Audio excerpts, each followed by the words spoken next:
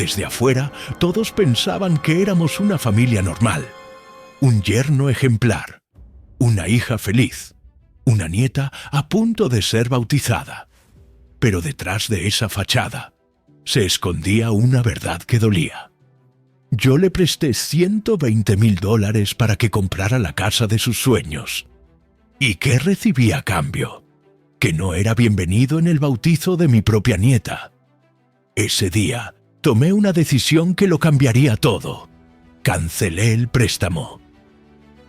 Y lo que pasó después, nadie en mi familia estaba preparado para enfrentarlo.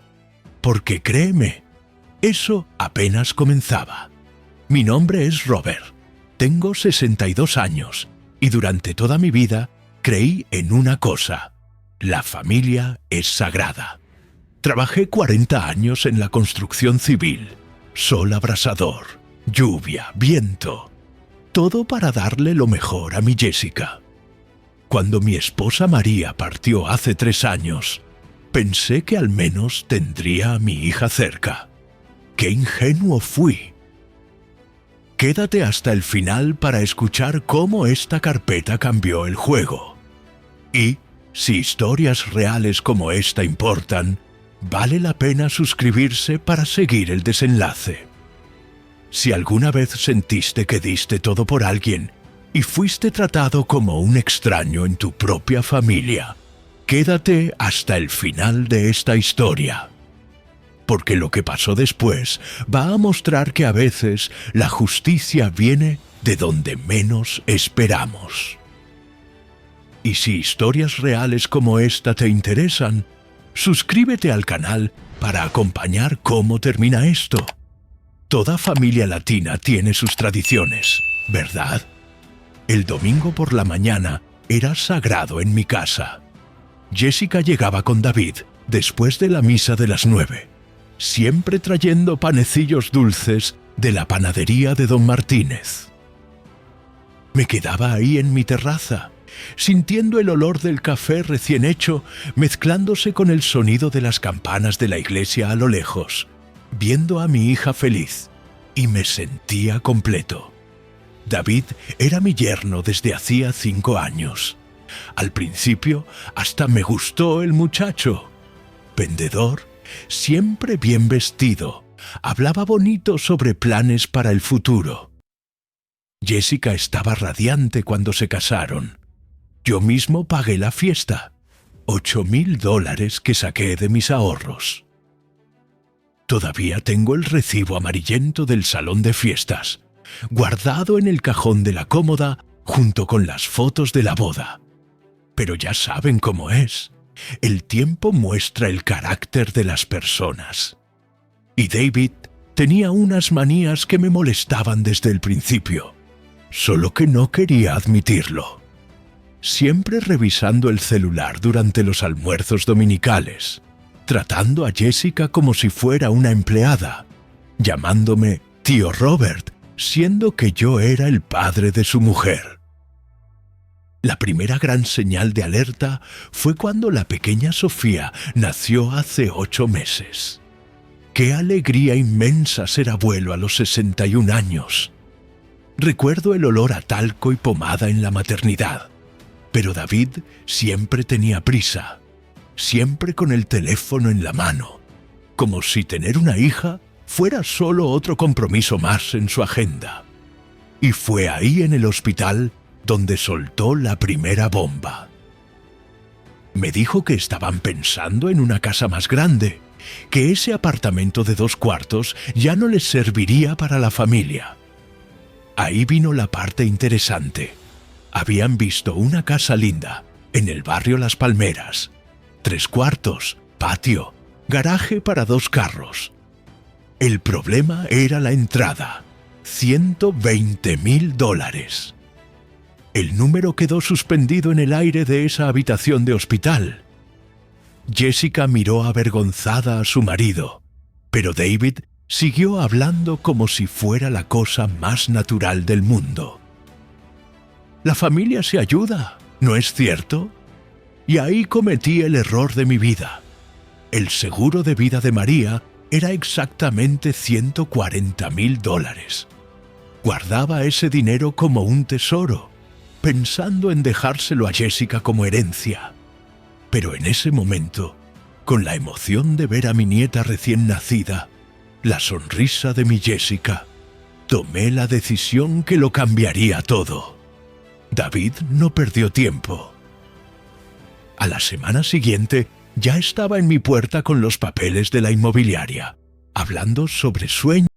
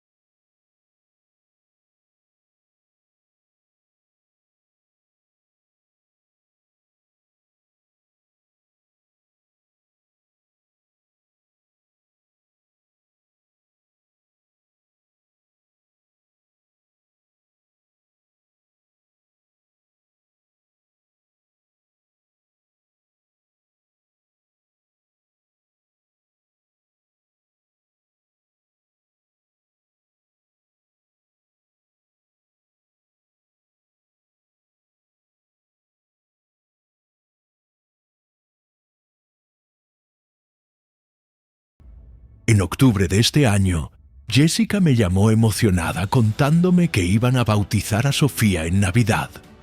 Claro que me emocioné. El bautizo es sagrado en nuestra cultura. Es el momento de presentar al niño a la comunidad, de celebrar en familia. Empecé a prepararme.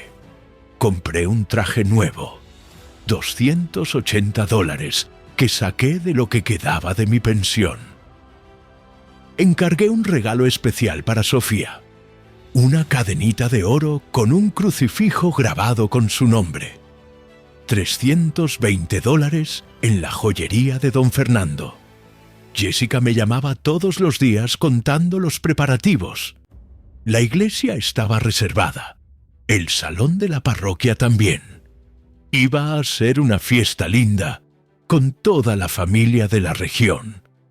Hasta los papás de David, que vivían en otra ciudad, vendrían para el bautizo. Estaba radiante. Finalmente iba a tener un momento de alegría pura, celebrando a mi nieta con toda la familia. Hasta que el último lunes de noviembre, todo se derrumbó. Jessica me llamó por la mañana. Estaba tomando café, escuchando las noticias en la radio, cuando escuché esa voz nerviosa, casi susurrando. Me dijo que David pensaba que el bautizo debería ser una ceremonia más íntima.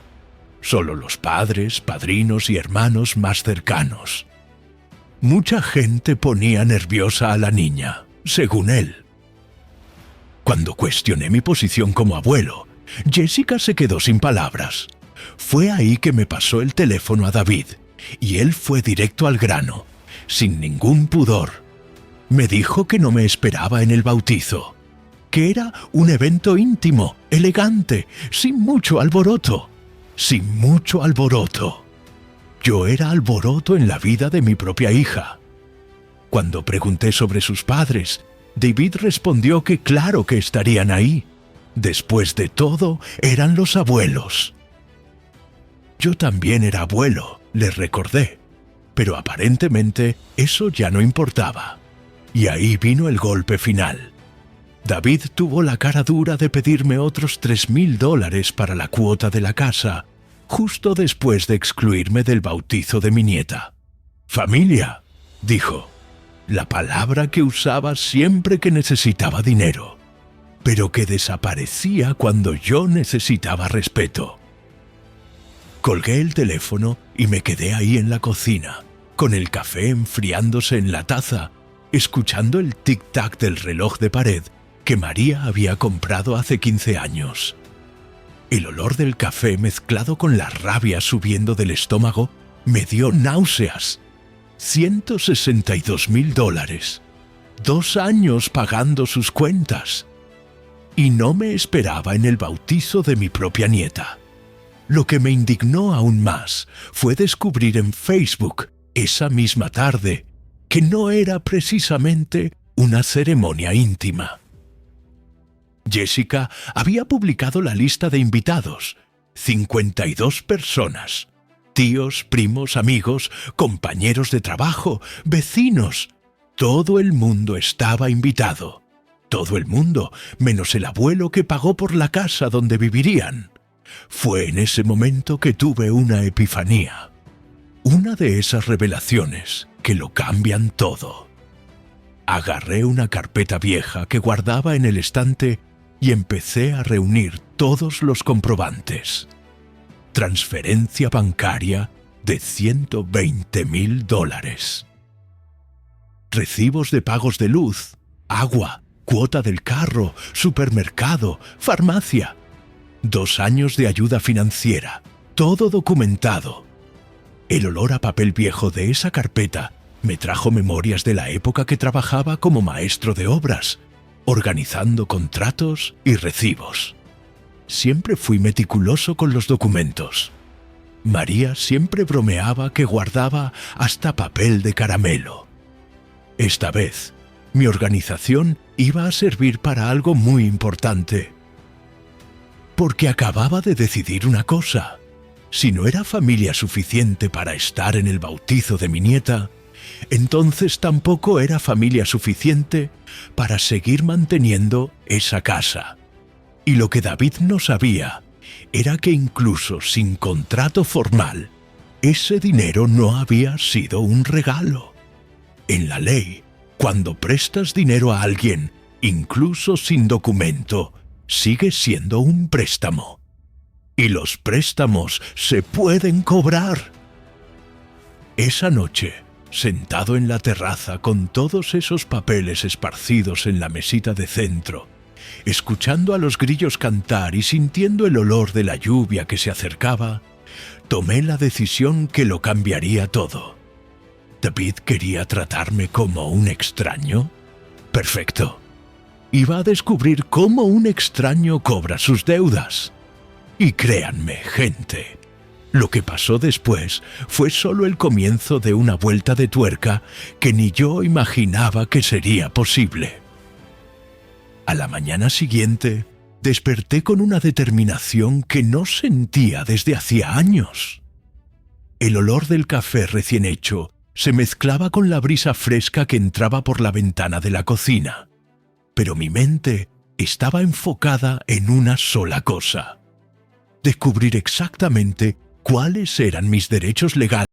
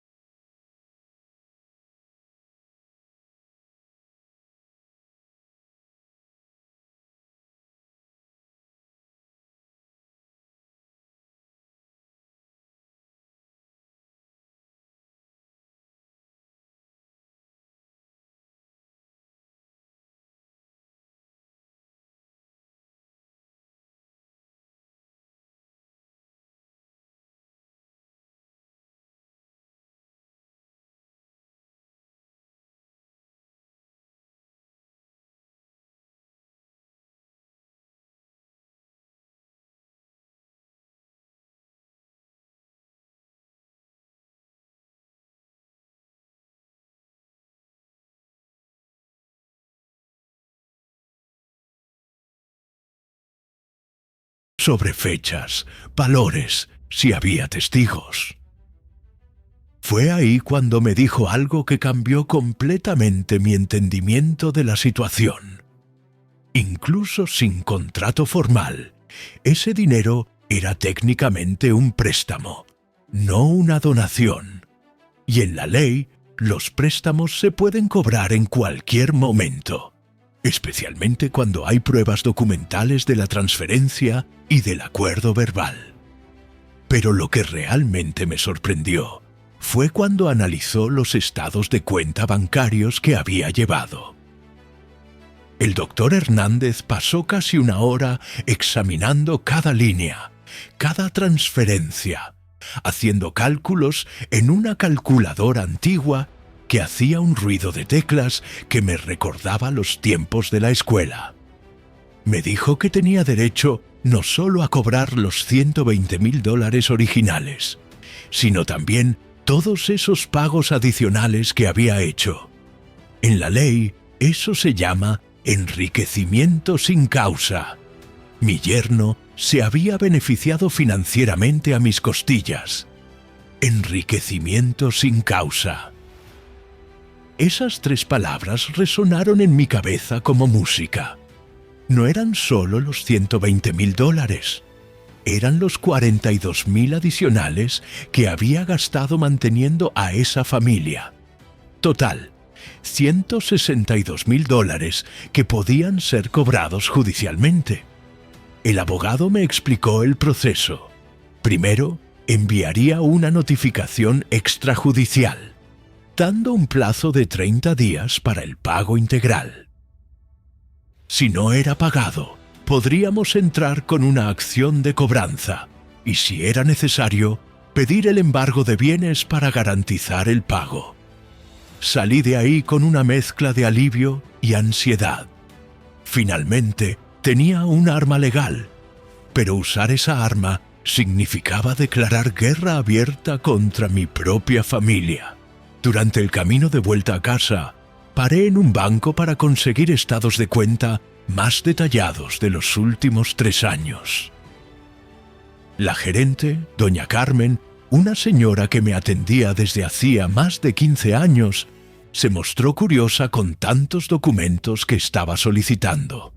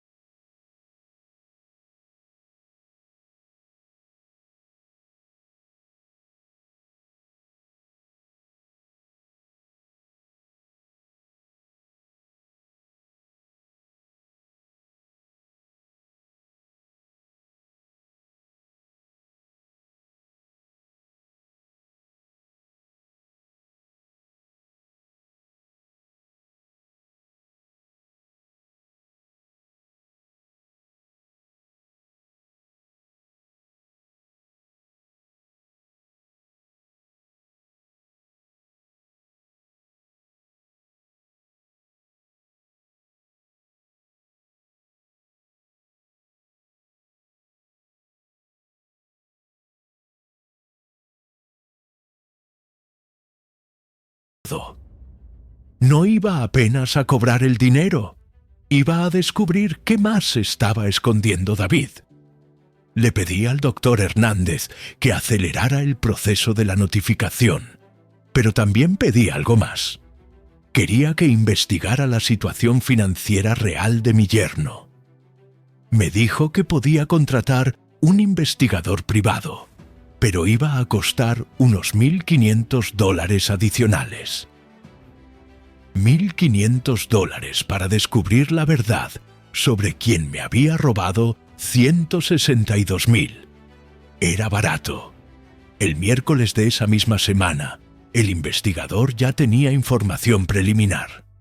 David había abierto una empresa fantasma hacía 8 meses, una consultoría en ventas que en realidad era usada para lavar dinero de un esquema de pirámide financiera. No estaba desempleado, estaba ganando entre 8 y 12.000 dólares por mes con actividades ilegales. 12.000 dólares por mes. Mientras me pedía ayuda para pagar cuentas de 300 dólares. Pero el descubrimiento más chocante llegó el viernes. El investigador me mostró fotos de David entrando y saliendo de casinos 3 veces por semana. No cualquier casino, los caros, donde la entrada mínima en las mesas es 1.000 dólares. En las fotos siempre estaba bien vestido, siempre con ese aire de quien tiene dinero sobrando. Mi dinero. Estaba jugando con el dinero que yo di para la casa de mi nieta. La carpeta con todos estos descubrimientos se sintió pesada en mis manos. No era solo peso físico, era el peso de la traición, de la humillación, de la rabia acumulada. David no era apenas un yerno irrespetuoso. Era un criminal que estaba usando a mi familia para esconder sus crímenes. Ese fin de semana, cuando Jessica me llamó una vez más, tratando de convencerme de aceptar la exclusión del bautizo, su voz estaba aún más nerviosa que la primera vez, como si David estuviera al lado forzándola a hacer esa llamada. Fue cuando le pregunté si sabía que su marido tenía una empresa y estaba ganando más de 10.000 dólares por mes. El silencio del otro lado de la línea fue ensordecedor. Duró casi 1 minuto entero. Cuando Jessica finalmente habló, su voz estaba temblorosa. Le pregunté si no sabía que su marido le había mentido sobre estar ganando casi 12.000 dólares por mes, mientras me pedía 3.000 para la cuota de la casa. Más silencio. Esta vez pude escuchar a Jessica respirando pesado, como si estuviera tratando de procesar la información. La llamada se cortó. Jessica colgó el teléfono, pero sabía que la semilla de la duda estaba plantada. Jessica era una buena muchacha, siempre fue honesta. Si descubría que el marido también le estaba mintiendo a ella, las cosas podrían cambiar completamente. El lunes siguiente, el doctor Hernández me llamó con más novedades. La notificación extrajudicial estaba lista, pero había descubierto algo aún más interesante investigando la situación de la casa. Cuando llegué a su oficina, estaba con una pila de documentos del registro de inmuebles esparcida en el escritorio. El olor familiar de papel oficial y sellos llenó mis pulmones, pero esta vez con una sensación diferente, expectativa mezclada con miedo. Me mostró los documentos de la casa. Aparentemente, David había usado la casa como garantía para conseguir un préstamo de 80.000 dólares hacía 4 meses. Un préstamo que Jessica probablemente ni sabía que existía. 80.000 dólares que David había conseguido usando como garantía la casa que yo había pagado.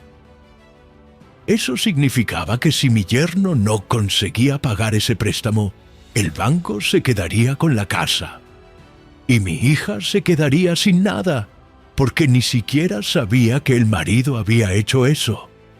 La indignación que sentí en ese momento fue indescriptible.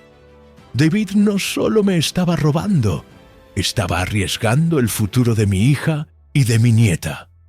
La casa donde Sofía daba sus primeros pasos, donde Jessica hacía esas cenas dominicales. Todo podría irse al banco por la codicia criminal de mi yerno. Fue ahí cuando tuve una idea que resolvería todo de una vez. El cobro de mi dinero, la protección de Jessica y la lección que David necesitaba aprender. Le pregunté al doctor si yo podía comprar esa deuda del banco. Si el banco estaba cobrando $80,000, podía pagar esa deuda y quedarme como acreedor de la casa. Así David me debería a mí, no al banco. Y yo podría decidir qué hacer con la casa. El doctor Hernández sonrió por primera vez desde que lo conocía. Fue una sonrisa de quien acababa de ver una jugada maestra. Me dijo que era posible y que era brillante. Protegería a mi hija y aún tendría otra herramienta de presión contra mi yerno. Salí de la oficina ese día con un plan completo. En 2 semanas, David recibiría la notificación exigiendo el pago de $162,000. Y si trataba de usar la casa como excusa para no pagar, descubriría que yo era el nuevo dueño de la deuda hipotecaria. El hombre que me excluyó del bautizo de mi nieta estaba a punto de descubrir que meterse conmigo tenía consecuencias que nunca imaginó. Pero lo que David aún no sabía era que yo guardaba una última sorpresa.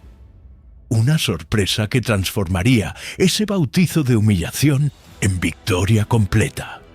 Y todo empezaría a revelarse en exactamente 15 días. Capítulo 3. La verdad sale a la luz. La semana siguiente pasó lento, como si el tiempo estuviera conspirando contra mi ansiedad. Ya había comprado la deuda hipotecaria de David por $80,000. Ahora él me debía no solo los $162,000 originales, sino también esta nueva cantidad. El olor de los documentos frescos del banco aún impregnaba mi carpeta cuando recibí una llamada que cambiaría completamente el rumbo de esta historia. Era doña Esperanza, la vecina de la derecha de la casa de David y Jessica. Una señora de 70 y pocos años que siempre fue discreta, pero que conocía todos los movimientos del barrio. Su voz temblorosa por teléfono me dejó inmediatamente alerta. Doña Esperanza me contó que desde hacía meses venía observando movimientos extraños en la casa de mi hija. Carros diferentes llegando tarde en la noche, siempre con hombres de traje que se quedaban poco tiempo. David siempre los recibía en el garaje, nunca dentro de casa, como si estuviera escondiendo algo de su propia familia.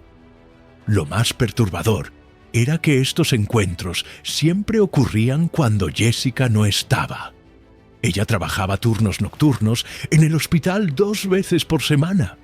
Y era exactamente en esas noches que aparecían los visitantes. Pero el detalle que me heló la sangre fue cuando doña Esperanza me contó sobre la última semana. David había instalado cámaras de seguridad alrededor de la casa, de esas profesionales, caras. No eran cámaras de protección familiar, eran equipos de vigilancia seria, como si estuviera esperando algún tipo de problema. La viejita incluso había fotografiado los carros que frecuentaban la casa, anotando placas y horarios en un cuadernito que guardaba religiosamente. Le pedí que me encontrara en el parque de la plaza central esa misma tarde. El lugar elegido no fue casualidad. Era un lugar público, seguro, donde podríamos conversar sin llamar la atención. El olor de los jazmines que adornaban los árboles del parque se mezclaba con el sonido de los pájaros, creando una atmósfera casi pacífica que contrastaba completamente con el huracán que se estaba formando en mi cabeza. Doña Esperanza llegó puntualmente a las 3 de la tarde, trayendo una bolsa de compras como disfraz. Dentro de esa bolsa estaba un pequeño cuaderno azul, de esos de tapa dura que se compran en papelería, pero que para mí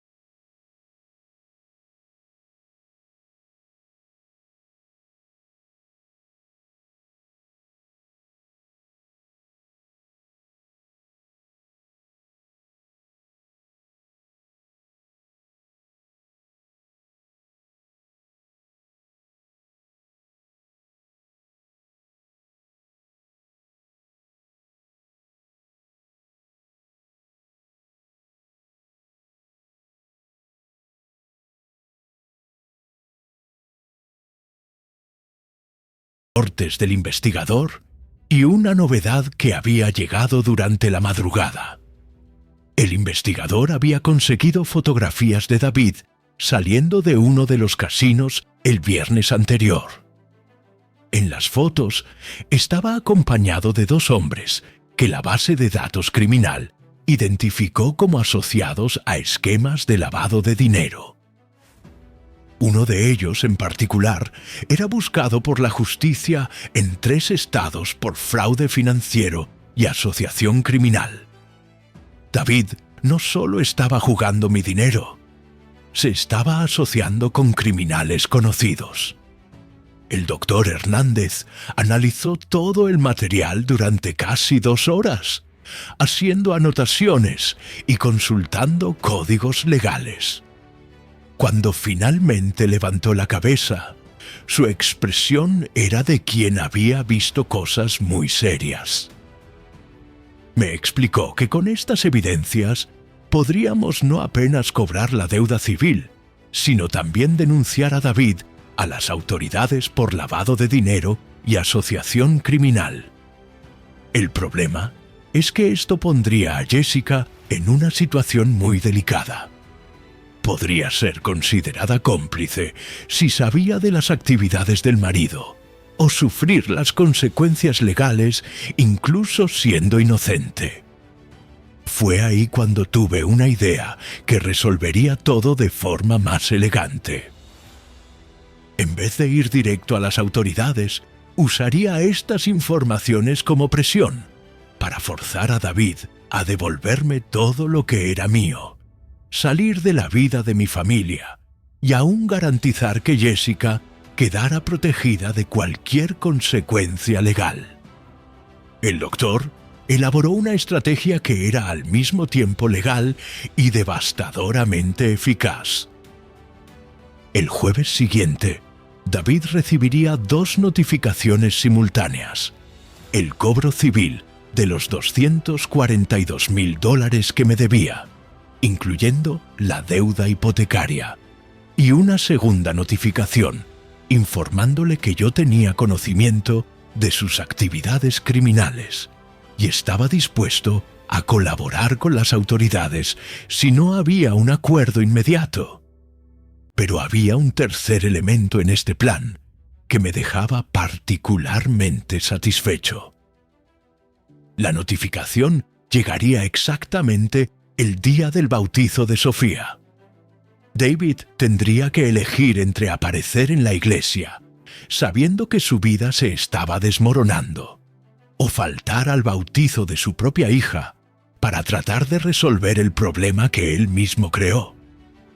Durante esa semana de preparación, algo inesperado sucedió. Jessica me llamó el miércoles por la noche, con una voz que no escuchaba desde hacía mucho tiempo. La voz de mi niña asustada que corría hacia papá cuando tenía pesadillas. Ella había descubierto algunas cosas por su cuenta.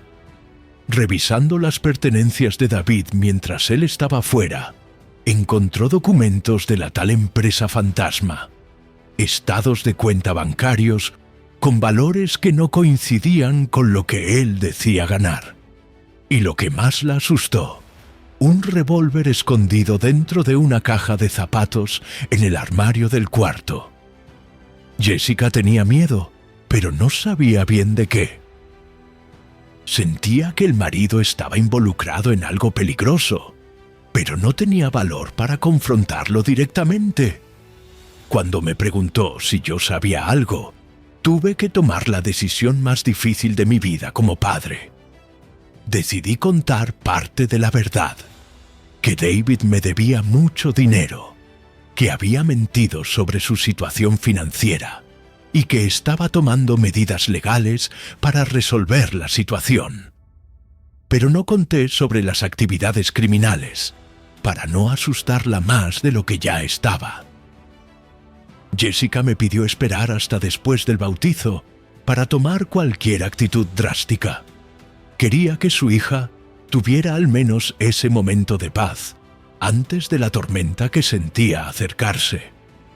Prometí que respetaría el bautizo, pero dejé claro que el lunes siguiente todo cambiaría. Fue una conversación de 2 horas, donde por primera vez en años mi hija volvió a confiar en mí completamente. Me pidió perdón por haberme excluido de tantas cosas.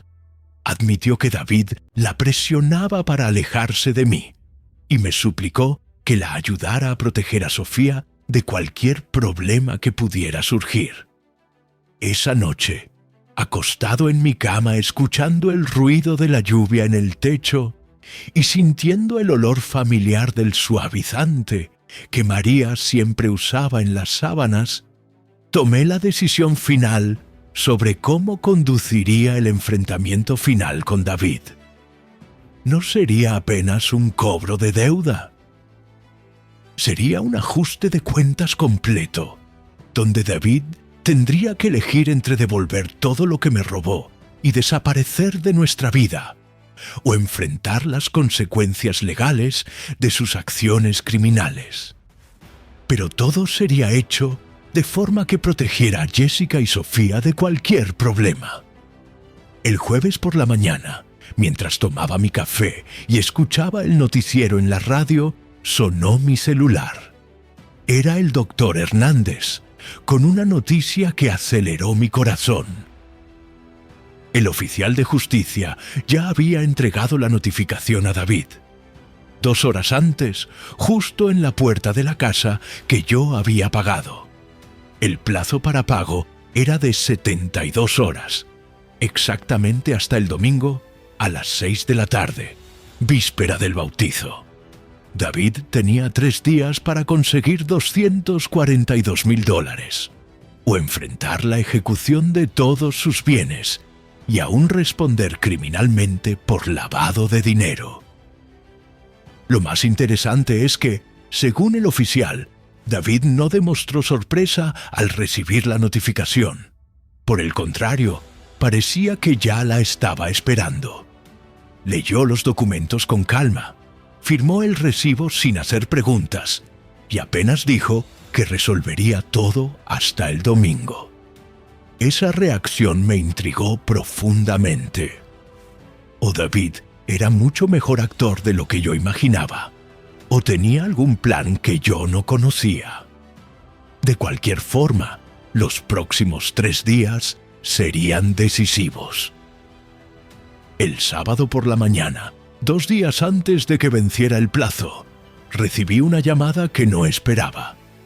Era David personalmente, usando un tono de voz que nunca había escuchado antes. No era el yerno arrogante ni el criminal desesperado.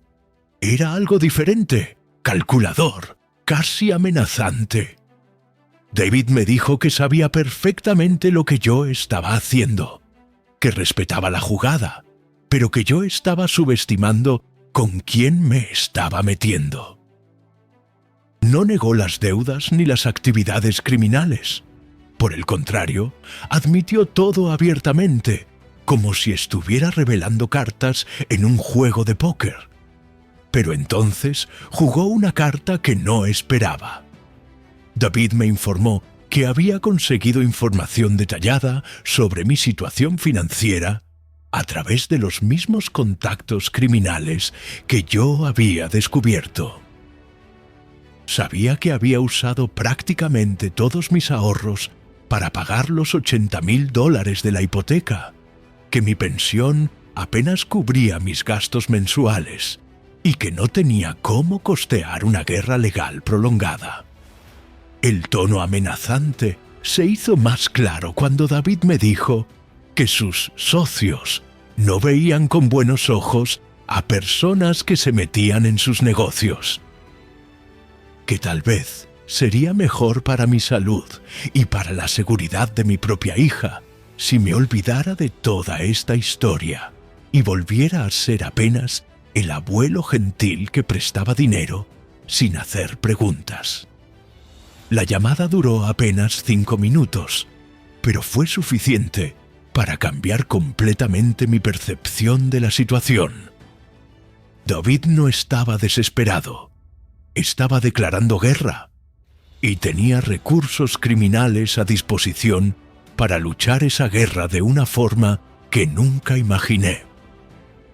Colgué el teléfono con las manos temblando, no de miedo, sino de una rabia que no sentía desde que era joven. Durante 40 años trabajando en la construcción civil, enfrenté hombres mucho peores que David. Capataces corruptos, contratistas deshonestos, bandidos que trataban de extorsionar obras. Ninguno de ellos logró intimidarme, y David ciertamente no sería el primero. Pero ahora la situación estaba más allá de un simple cobro de deuda. Era una cuestión de proteger a mi familia de un criminal dispuesto a usar violencia para mantener sus esquemas funcionando. Esa tarde de sábado tomé una decisión que cambiaría todo. En vez de esperar hasta el lunes para actuar, adelantaría todo el plan. ¿David quería intimidar? Iba a descubrir lo que era intimidación de verdad. Llamé al doctor Hernández y le pedí preparar una denuncia criminal completa para ser protocolizada el lunes por la mañana temprano. Todas las evidencias de las actividades de David, incluyendo las grabaciones de la conversación telefónica, donde admitió los crímenes e hizo amenazas. También llamé a doña Esperanza y le pedí no salir de casa el domingo, manteniéndose alerta para cualquier movimiento extraño. Si David intentaba algo contra mí, por lo menos tendríamos un testigo confiable. Pero mi principal preocupación era el bautizo. Jessica me había pedido no arruinar ese momento especial, pero David había transformado la situación en algo mucho más serio que una disputa familiar. Ahora era cuestión de seguridad. Decidí que comparecería al bautizo como había planeado, pero no como el abuelo humillado que aceptó ser excluido.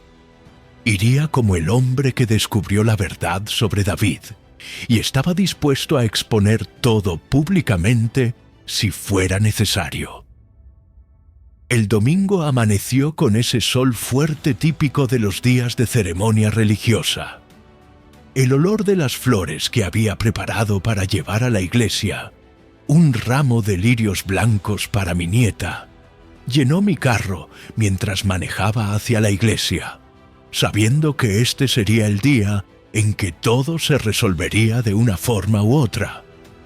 Pero lo que no sabía era que David había preparado una sorpresa que cambiaría completamente el rumbo de esta historia. Una sorpresa que solo descubriría cuando llegara a la puerta de la iglesia y encontrara 2 patrullas policiales estacionadas en la entrada. El bautizo de Sofía estaba a punto de volverse mucho más dramático de lo que cualquiera de nosotros había imaginado. Cuando vi las 2 patrullas policiales estacionadas frente a la iglesia de San José, mi primer pensamiento fue que David había logrado de alguna manera incriminarme antes de que pudiera exponer sus crímenes. El olor de las flores del ramo de lirios que llevaba para Sofía se mezcló con el sudor frío que bajó por mi espalda, pero seguí caminando hacia la entrada de la iglesia. Lo que no esperaba era encontrar al sargento Morales, un hombre que conocía desde hacía más de 15 años, desde cuando era apenas un joven policía que patrullaba el barrio donde yo trabajaba como maestro de obras. Me saludó con ese apretón de manos respetuoso que siempre reservaba para los ciudadanos que conocía bien, pero su expresión era grave. El sargento Morales me explicó que habían recibido una denuncia anónima sobre actividades sospechosas relacionadas al bautizo. Alguien había llamado en la madrugada, informando que uno de los invitados estaba involucrado con lavado de dinero y asociación criminal. La policía estaba ahí apenas como precaución para garantizar que la ceremonia transcurriera sin problemas. Mi primera reacción fue de sorpresa, después de alivio. No fui yo quien hizo esa denuncia. Aún no había tenido tiempo de protocolizar la denuncia criminal que el doctor Hernández había preparado. Alguien más conocía los crímenes de David y había decidido actuar. Entré a la iglesia con el corazón acelerado, sintiendo el olor familiar del incienso mezclado con las flores del altar. La iglesia de San José siempre tuvo esa atmósfera solemne que me calmaba desde niño, cuando mi madre me llevaba a la misa dominical. Pero en ese momento, la paz del ambiente sagrado no lograba disminuir la tensión que se apoderaba de mi cuerpo. Jessica estaba en el primer banco de la izquierda, linda en su vestido azul claro.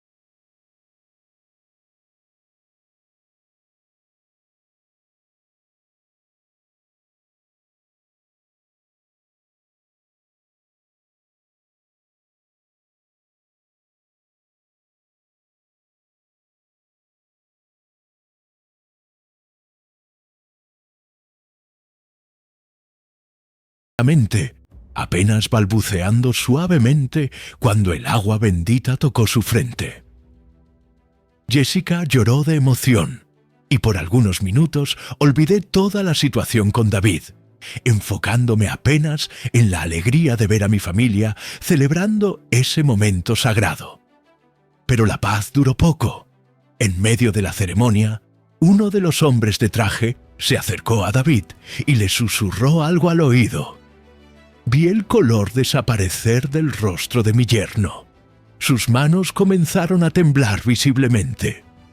Cualquiera que fuera el mensaje, no eran buenas noticias. Fue ahí cuando todo comenzó a desmoronarse rápidamente. David se levantó abruptamente durante la oración de consagración, interrumpiendo momentáneamente la ceremonia. El padre Sebastián dejó de hablar, mirando confundido al joven que acababa de levantarse en medio del ritual más sagrado. David murmuró algo sobre necesitar resolver una emergencia y caminó rápidamente hacia la salida de la iglesia. Pero cuando llegó a la puerta, descubrió que los dos policías que había visto afuera ahora estaban bloqueando la salida. El sargento Morales se acercó a David con un documento en la mano. Era una orden de allanamiento y arresto que había llegado esa mañana, basada en la denuncia anónima de la madrugada. Lo que pasó después fue como ver una película en cámara lenta. David trató de argumentar con los policías, alegando que estaba en el bautizo de su propia hija, que no podía ser arrestado en ese momento. Pero el sargento Morales fue inflexible. Tenía órdenes de ejecutar la orden inmediatamente, especialmente porque había evidencias de que David podría intentar huir. Jessica se levantó aún cargando a Sofía, con una expresión de pánico total en el rostro. Miraba alternativamente al marido siendo esposado y a mí, como si tratara de entender cómo todo había llegado a ese punto. Las otras personas en la iglesia, los pocos invitados que David había permitido, comenzaron a susurrar entre sí, sin entender lo que estaba pasando. Fue cuando el sargento Morales me llamó como testigo. Necesitaba a alguien para confirmar la identidad de David y firmar los documentos del arresto. En ese momento, tuve una revelación sobre quién había hecho la denuncia anónima. Había sido doña Esperanza.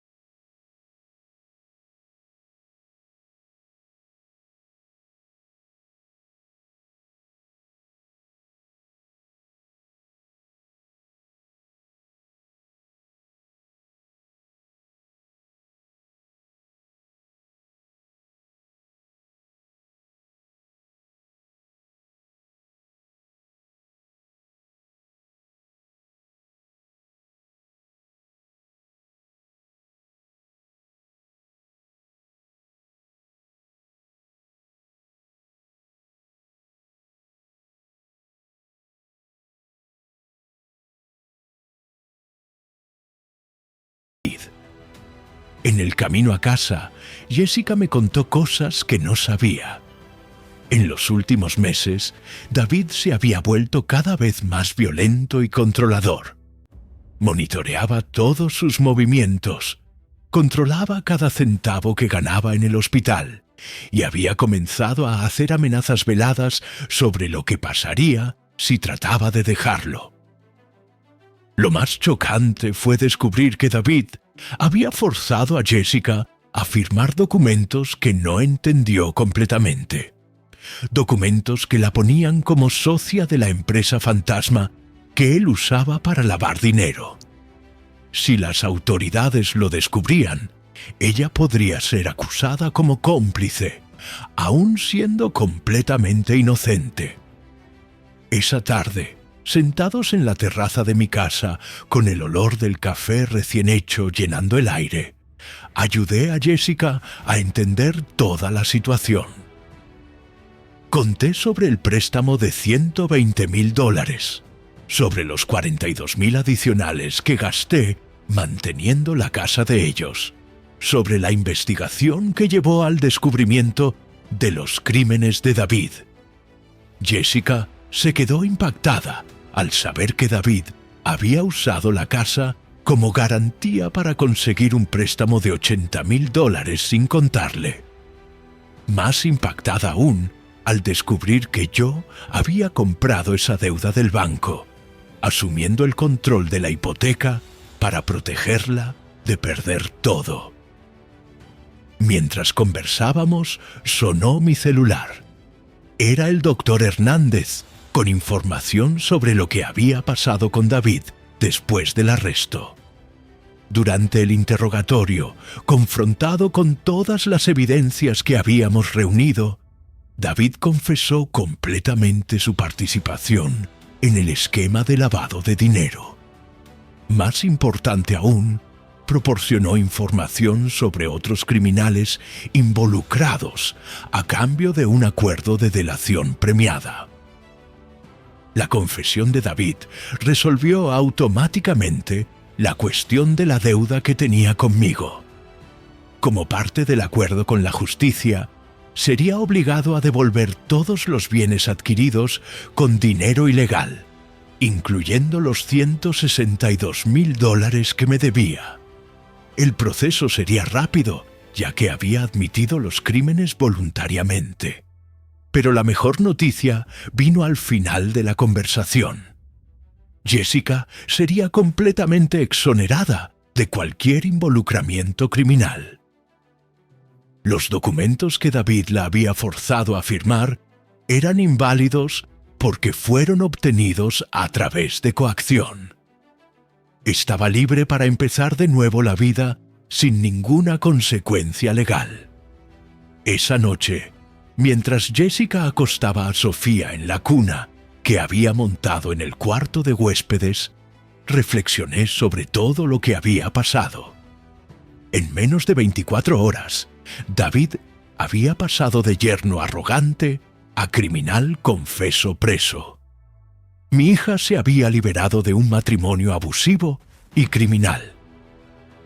Y yo había recuperado no apenas mi dinero, sino principalmente el respeto y el amor de mi familia. El bautizo de Sofía, que debería haber sido un momento de humillación para mí, se transformó en el día en que toda la verdad salió a la luz. David quería excluirme de la ceremonia, pero terminó siendo él quien fue excluido, no apenas de la iglesia, sino de la vida de mi familia para siempre.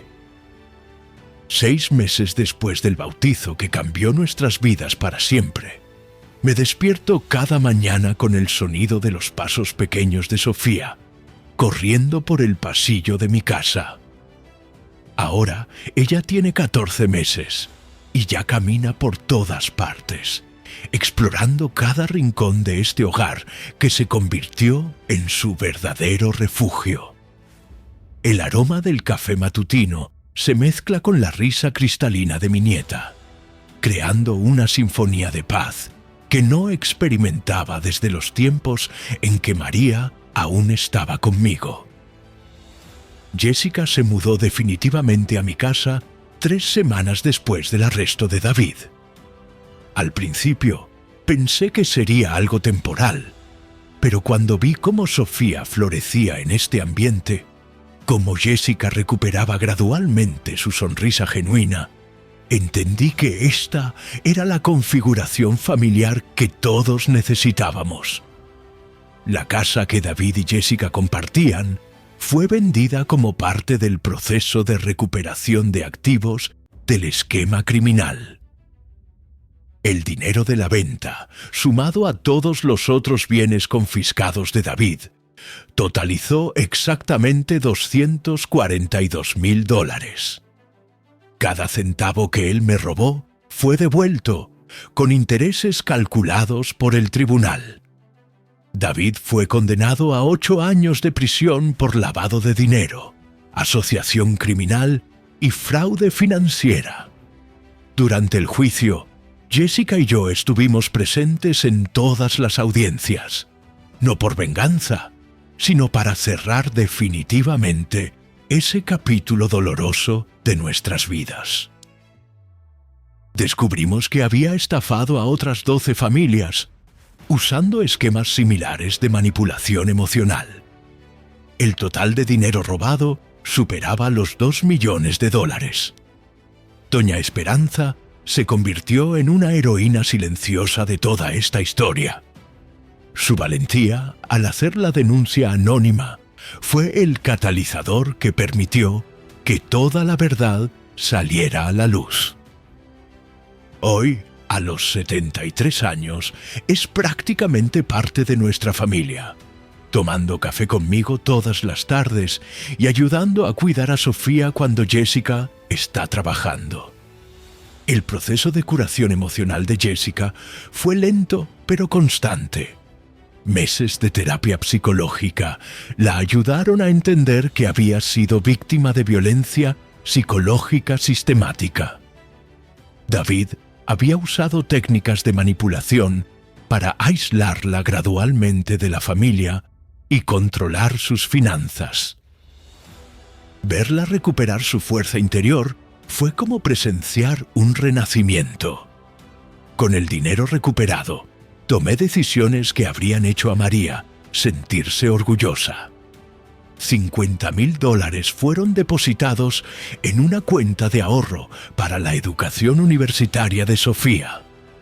Otros $30,000 fueron invertidos en la reforma completa de mi casa. También compré una pequeña propiedad de alquiler que genera $800 mensuales, garantizando nuestra estabilidad financiera.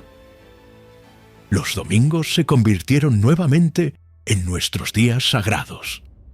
Jessica prepara aquellos desayunos abundantes con arepas recién hechas, huevos revueltos y café cargado. Sofía se sienta en su silla alta, ensuciándose toda con pedacitos de fruta, mientras nosotros planificamos la semana y compartimos historias. Jessica conoció a Miguel hace 2 meses, un médico pediatra que trabaja en el mismo hospital donde ella es enfermera.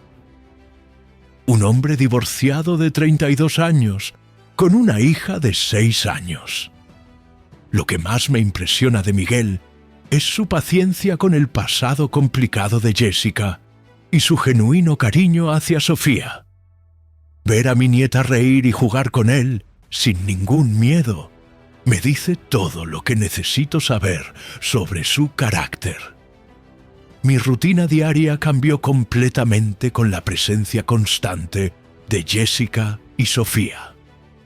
Me levanto a las 6 para preparar el café antes de que ellas despierten.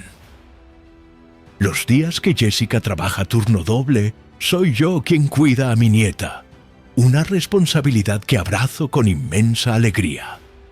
Sofía ya dice Abu, refiriéndose a mí, y camina agarrándose de mi mano por todo el barrio. Las noches son mi momento favorito. Después de cenar, leo cuentos para Sofía antes de acostarla. Su concentración absoluta, la forma como señala las figuras y balbucea como si estuviera comentando la historia, me llena de una ternura indescriptible. Cuando finalmente se duerme, Jessica y yo conversamos en la terraza sobre el día, sobre sus planes profesionales. Son conversaciones que no teníamos desde que ella era adolescente. A veces, especialmente en las noches silenciosas, reflexiono sobre todo lo que pasó y siento una gratitud profunda por cómo las cosas se resolvieron. Podría haber perdido no solo mi dinero, sino también a mi familia, si hubiera sido menos observador o menos decidido a luchar por lo que era correcto. David, desde la prisión, intentó contactar a Jessica 3 veces en los últimos meses, pero ella dejó claro a las autoridades que no desea ningún tipo de comunicación con su ex marido. Cuando él salga en algunos años, ella ya estará completamente reconstruida y protegida. La lección más importante que extraje fue sobre el valor de la intuición y la importancia de defenderse cuando algo no está bien. Durante meses sentí que algo estaba mal con David, pero dejé que el amor por mi hija me impidiera actuar. Cuando finalmente decidí investigar y tomar medidas legales, descubrí que mi instinto estaba completamente correcto. Hoy, mirando a Sofía jugar en el patio, escuchando a Jessica cantar en la cocina, sintiendo el aroma de las flores del jardín mezclándose con el café de la tarde, sé que tomé todas las decisiones correctas. Mi familia está segura, unida y próspera. Esta casa, que antes era solo el refugio de un viudo solitario, se transformó en el hogar lleno de vida que siempre soñé que sería. Y cada noche, antes de dormir, susurro una oración silenciosa, agradeciendo por la fuerza que encontré para luchar por lo que era justo, por la familia que pude proteger y por el futuro brillante que ahora vislumbramos juntos. La historia que comenzó con humillación y traición terminó con dignidad restaurada y amor familiar fortificado. Y si algún día Sofía me pregunta sobre su padre biológico, le contaré que a veces las personas toman decisiones equivocadas, pero que lo más importante siempre será el amor verdadero de la familia que eligió quedarse a su lado, protegerla y amarla incondicionalmente. Si esta historia tocó tu corazón, no te vayas aún. Lo más impactante está por venir en nuestras próximas historias. Esta es una batalla que abre puertas a revelaciones que cambiarán destinos familiares para siempre. Mantente conectado, porque en nuestros próximos episodios descubrirás secretos que muchas familias temen que salgan a la luz, y cómo la verdad siempre encuentra su camino hacia la justicia.